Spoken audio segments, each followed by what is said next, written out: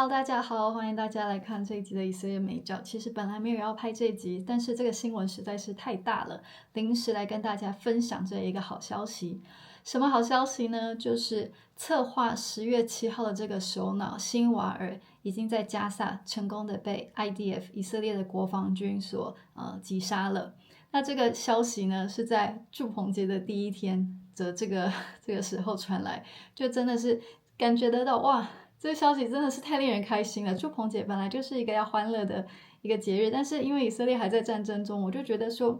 没有什么真的可以让你高兴的，除了知道说哦，上帝会照顾，上帝有他的应许，上帝有他的盼望，可是就觉得战争还没有结束。可是当这个消息啪过来的时候，就觉得不可思议，战争快要结束了吗？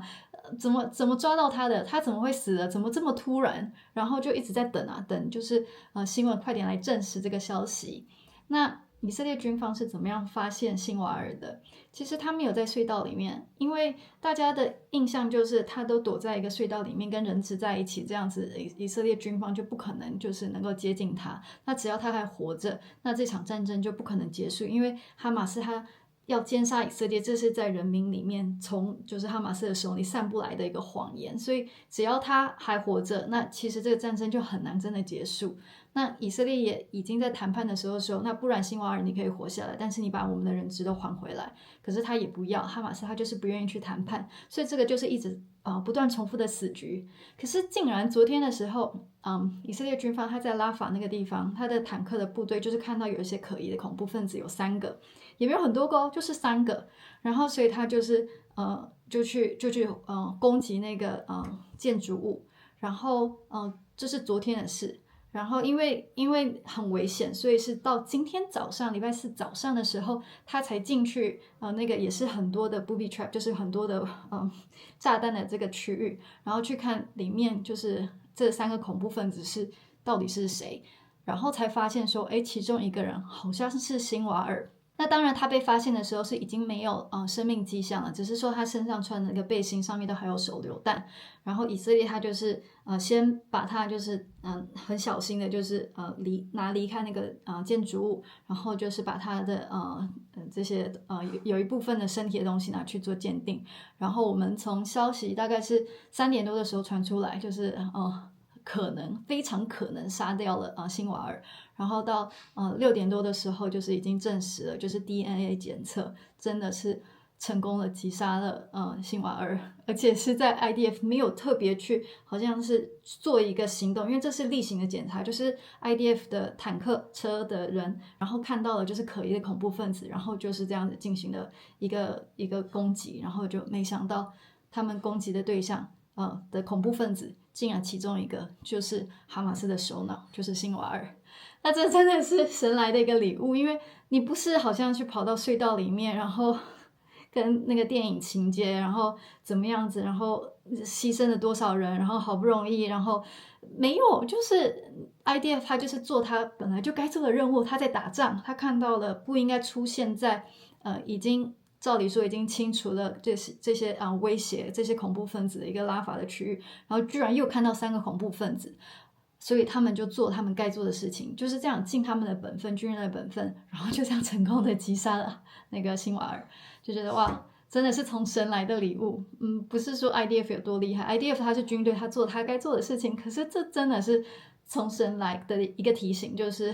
如果神介入的时候，这个敌人他可以瞬间他就瓦解。可是最重要的是，以色列要知道，在这场战争里面，如果不是有神的帮助，从以色列建国到现在，如果不是有从神来的帮助，以色列没有办法走到今天。所以就是好高兴，这个消息真的是让我觉得好像离战争结束的那一天已经快要近了，因为以色列现在就已经开始放话说，你们其他人全部投降，把人质还给我们，然后我们就可以就是饶你一命这样子。那至于战争会怎么结束，我不知道，但是我觉得你今天已经没有首脑了，那其他的下面的领袖也一定会知道说没戏唱了。那以色列军方在发现辛瓦尔的时候呢，也在他的身边发现了很多假的以色列的 ID， 还有以色列的钱。那这代表什么意思呢？就代表他是一个准备要逃跑的状态，他并不是在隧道里面跟他的人一起在并肩作战，反而他是想要离开了。那这样子的一个讯息散播出来，其实是对以色列的打仗有利的，因为就让那些哈马斯的领袖知道，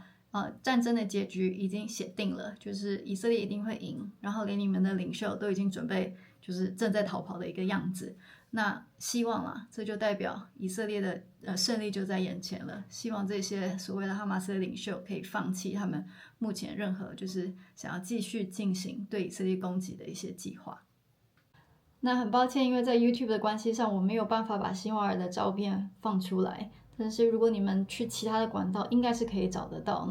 那个模样真的是哇，觉得很震惊啦。就是当神的审判来的时候，当神的时间来的时候，就是曾经这么邪恶，这么好像有邪恶的影响力的领袖，他也不过真的就是一个身体而已，他也不过就这样。真的是没有人能够抵挡神啦。那也是我觉得给以色列一个很大的鼓励，就是在祝棚节的时候有传出来这么好一个消息。好，那就是希望战争可以早点结束，也希望以色列这些当兵的人能够快一点恢复正常的生活。因为据我所知，很多人他们也没有在过祝棚节，就是在军队里面服役的人，他们没有办法在祝棚节的时候跟家人在一起，因为他们必须要保家卫国，所以还在打仗。那真的希望这就是最后一个祝棚节，他们需要做这样子的牺牲。希望明年的时候，他们就可以回到家人的身边，能够好好的过祝棚节。然后也是希望，当哈马斯瓦解以后，在加萨的这些人，他们能够选出合神心意的领袖来，能够来治理这块地，然后能够让他们有教育、有医疗，能够有一个好的未来。